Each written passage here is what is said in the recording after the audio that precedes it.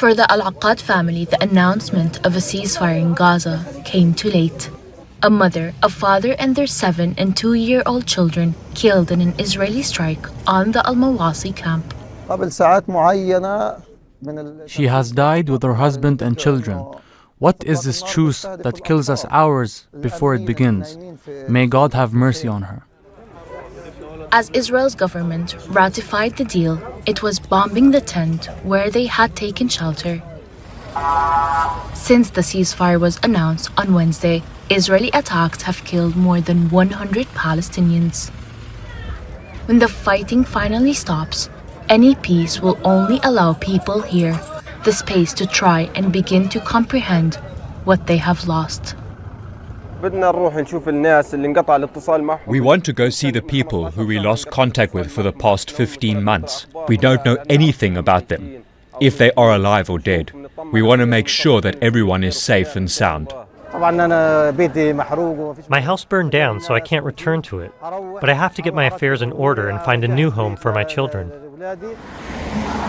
The deal is supposed to see a surge of humanitarian aid into Gaza, 600 trucks a day, including 50 bringing fuel to power hospitals and bakeries.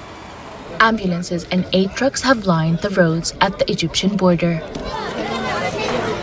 But with the scale of malnutrition in Gaza, the UN says humanitarian aid alone won't be enough. It's not going to be humanitarian aid that is the magical response to the great suffering and deprivation of families here in Gaza. We need the commercial sector, we need commercial supplies to come in alongside humanitarian aid. But the ceasefire on its own is not going to alleviate the overall suffering that is tied to the living conditions of families here. The ceasefire will also allow rescuers to begin clearing rubble and recover some of the thousands of bodies buried in the ruins. So much of Gaza's homes and infrastructure have been destroyed. The UN says it's set back the progress of Gaza by 7 decades. Palestinians are enduring one more night of horror before the ceasefire takes effect. Many here in central Deir el-Balah have told us they still cannot sleep because of the sound of the drones and the fear that comes along with them. They hope this will soon stop and they will be allowed to dream of peace and safety and the very least of quiet. Hind el-Khoudary, Al Jazeera, Deir el-Balah, Gaza, Palestine.